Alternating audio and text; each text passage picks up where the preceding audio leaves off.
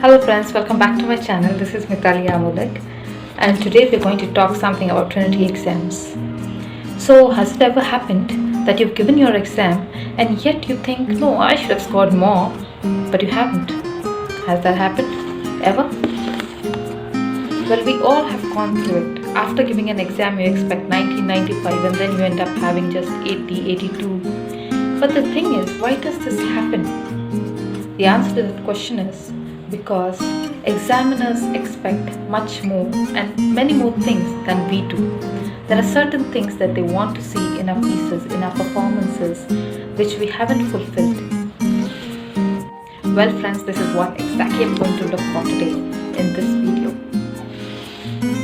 Since I have been training for Trinity exams for more than a decade now, I very well know what things the examiners expect and also what is the solution in improving on our pieces. So, what's in store for us in this video? Well, let's see. You're going to benefit a lot from this video. I'm sure about that. And please let me know how you found it to be. Additionally, if you have any questions, please feel free to put it down in the comment box, or also you can contact me on my email ID and I'll be more than happy to help you out. So guys, I hope this video you find really beneficial and enjoy watching it. Friends, there are two sections to this video. The first is the criteria given by Trinity. And then I will be sharing a few key points which I have observed the examiners actually want. So now, let's get started with Trinity's criteria. Let's look at each point in detail. The first one is fluency and accuracy. What examiners are looking at is how fluently you're able to play your piece, which means without any hesitation.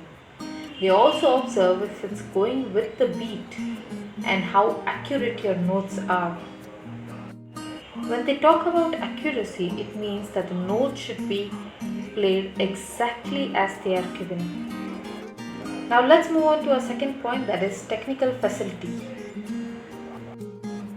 With the help of this point, the examiners are able to judge how well you can change the functions of the instrument.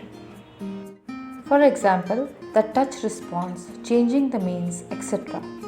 It's more applicable when a player is a keyboardist or a pianist. Well, as you know that you have to perform 3 pieces for the exam.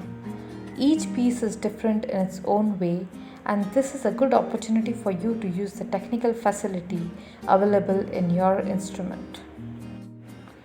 With this, we can now move on to our third point, that is communication and interpretation. Friends, remember that Trinity examiners want you to enjoy what you're playing. They want to see how well you have understood a piece. By that I mean that you need to understand the character of the piece. For example, there is a piece for guitar grade 2 called Bad Jack.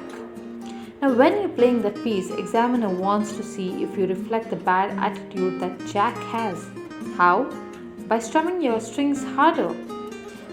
Another thing that the examiners would look at is how engrossed your audience is when they are listening to the piece.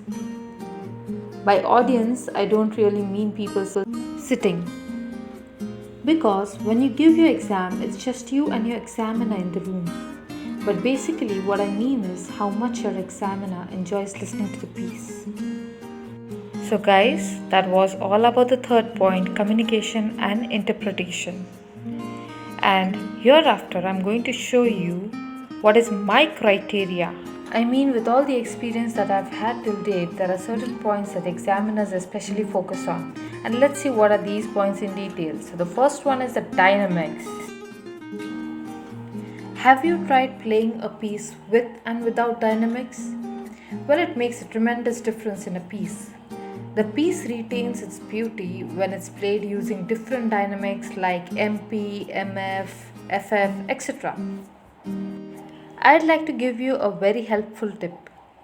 Other than the dynamics that are already mentioned in the piece, you can use your own creativity and additional dynamics.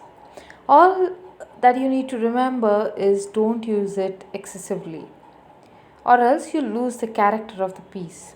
If you haven't really tried doing it until now, why not do it right now? In my opinion, if you're able to master the dynamics given, you've already earned the major chunk of marks. With this, let's move on to our other points. Now, this is another favorite of mine, accent marks. The music turns out to be so different when you implement the accent marks. Next is the family of slurs, ties, and phrases. Well, many face a lot of confusion when it comes to ties, phrases, slurs. I have another video explaining in detail what these three are and how they are to be played.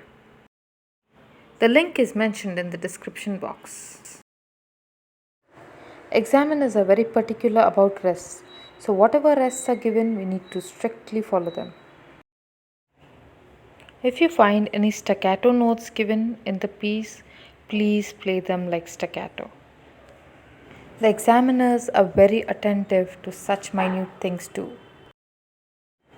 The next ones are appoggiatura and acciaccatura. Well, many find it very confusing to spell these two. Well, appoggiatura is with a double P and a double G, and acciaccatura is double C both the times.